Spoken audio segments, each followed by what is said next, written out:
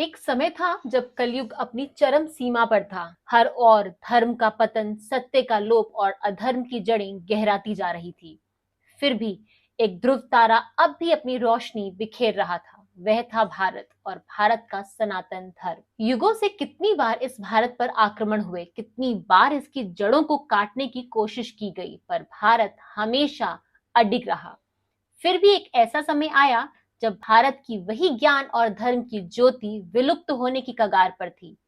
और तभी इस भारत भूमि पर जन्म हुआ एक ऐसे बाल ब्रह्मचारी, एक ऐसे बाल सन्यासी का, जिसने पूरे भारत वर्ष को एक सूत्र में बांध दिया, जो केवल 32 वर्षों में वह कर गए जो सदियों में कोई भी नहीं कर पाया, जिन्होंने सनातन धर्म को एक नया जीवन दिया। ये हैं आदि गुरु शंकराचार्य। आदि गुरु शंकराचार्य का जन्म 507 ईसा पूर्व में कैलेडी नामक ग्राम, जो वर्तमान में केरला के नाम से जाना जाता है, वहां पर हुआ था। पिता शिव गुरु भट्ट और माता आर्यबा दोनों भगवान शिव के परम भक्त थे। वर्षों की तपस्या के बाद उनको ये पुत्र प्राप्त हुआ था। कहते हैं कि भगवान शिव उनके पिता के स्वप्न में आए थे और उन्होंने कहा था कि तुम्हें एक अल्प आयु ऐसा पुत्र चाहिए जिसकी बुद्धि का कोई तोड़ ना हो, या फिर एक दीर्घ आयु पर सामान्य बुद्धि वाला बालक चाहिए। और उनके पिता शिव गुरु भट्ट ने एक क्षण भी बिना झिझके कहा था, अल्प आयु परंतु तीव्र बुद्धि वाला असाधारण बालक मुझे चाहिए। और फिर वही हुआ। उनके घर में जन्म हुआ शंकर आचार्य का, जिन्हें शिव का अंश भी माना जाता है। बालक शंकर असाधारण प्रतिभाशाली थे, बचपन से ही अद्भुत बुद्धि के धनी थे। केवल 3 वर्ष की आयु में पिता का देहांत हो गया, परंतु उन्होंने स्वयं को अध्ययन में डुबो दिया। 6 वर्ष की आयु तक वे प्राकंड पंडित बन चुके थे और मात्र 8 वर्ष की आयु में उन्होंने एक चमत्कारी घटना के बाद संन्यास ले लिया। वो हमेशा से ही संन्यास लेना चाहते थे, परंतु उनकी माता ने उन्हें आज्ञा नहीं दी। लेकिन फिर उनके जीवन में कुछ ऐसा हुआ जिससे कि उन्हें लगा कि यही वो क्षण है जब उन्हें संन्यास ले लेना चाहिए। जब नदी किनारे स्नान करते समय एक मगरमच्छ ने उनके पैर को जकड़ लिया, तो उन्होंने माता से कहा, माँ, यदि आप मुझे संन्यास की अनुमति दें तभी मैं बच सकता हूँ। और जैसे ही माता ने अनुमति दी, मगरमच्छ ने उन्हें छोड़ दिया और उसी क्षण उनके सन्यासी जीवन की शुरुआत हो गई। मात्र 8 साल की उम्र में उन्होंने संन्यास ले लिया। संन्यास लेने के बाद शंकराचार्य ने गोविंदा भगवत पदा से वेदांत की दीक्षा ली।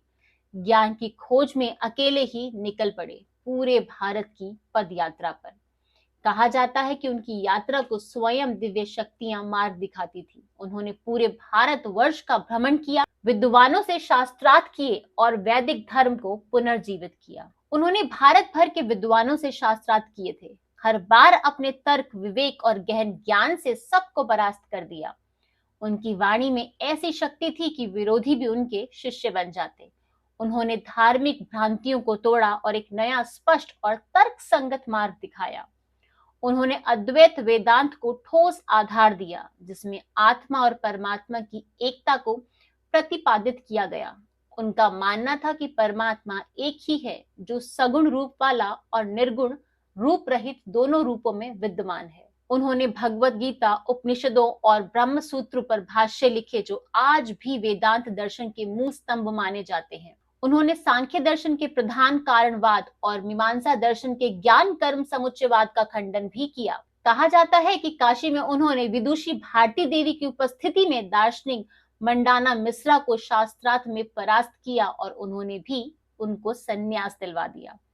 सनातन धर्म को संगठित करने के लिए उन्होंने 4 दिशाओं में, भारत की 4 दिशाओं में 4 मठ स्थापित किए। भारत के चारों कोनों में धर्म की ज्योति प्रज्वलित करने हेतु उन्होंने 4 मठों की स्थापना की। उत्तर में ज्योतिर्मठ बद्रीनाथ, दक्षिण में श्रृंगेरी शारदा पीठम, पश्चिम में द्वारका शारदा पीठ और पूर्व में गोवर्धन मठपुरी। इन मठों से आज भी शंकराचार्य परंपरा चली आ रही है। उन्होंने पूरे भारतवर्ष के मंदिरों और शक्ति पीठों की पुनः स्थापना कर धर्म को सशक्त बनाया। कामाख्या मंदिर, चांदी देवी मंदिर और शाकुंभरा देवी मंदिर जैसे कई प्रसिद्ध शक्ति पीठों की स्थापना का श्रेय भी उन्हें को दिया जाता है। उनके द्वारा रचे गए नियम आज भी सन्यासियों के जीवन का आधार है। उन्होंने भगवत गीता, ब्रह्मसूत्र और उपनिषदों पर गहरा भाष्य लिखे।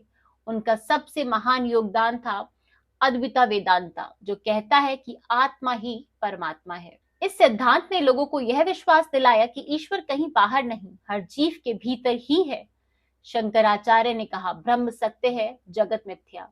उनके अनुसार जीव और ब्रह्म में कोई भेद नहीं है, यह अज्ञान मात्र है जो भेद का भ्रम उत्पन्न करता है। उन्होंने कहा कि शिव, विष्णु, शक्ति, गणेश और सूर्य सभी एक ही परमात्मा के भिन्न रूप हैं। उन्होंने व्यासपीठ ज्ञान और राजपीठ शासन के बीच सामंजस्य स्थापित किया और कहा कि धर्म और शासन एक दूसरे के पूरक ही हैं। उनके अनुयायी 10 नामी संप्रदाय कहलाए, जिनमें भारती, सरस्वती, पुरी, गिरी, तीर्थ, आश्रम, अन्य, सागर, पर्वत और वन उपनाम वाले सन्यासी आते हैं। यह परंपरा आज भी जीवित है। उन्होंने बिखरे हुए भारत को आध्यात्मिक रूप से एक कर दिया। उनके जीवन से जुड़ी अनेक अद्भुत कथाएं आज भी रहस्य बनी हुई हैं। कहा जाता है कि वे एक ही समय में कई स्थानों पर दिखे हैं।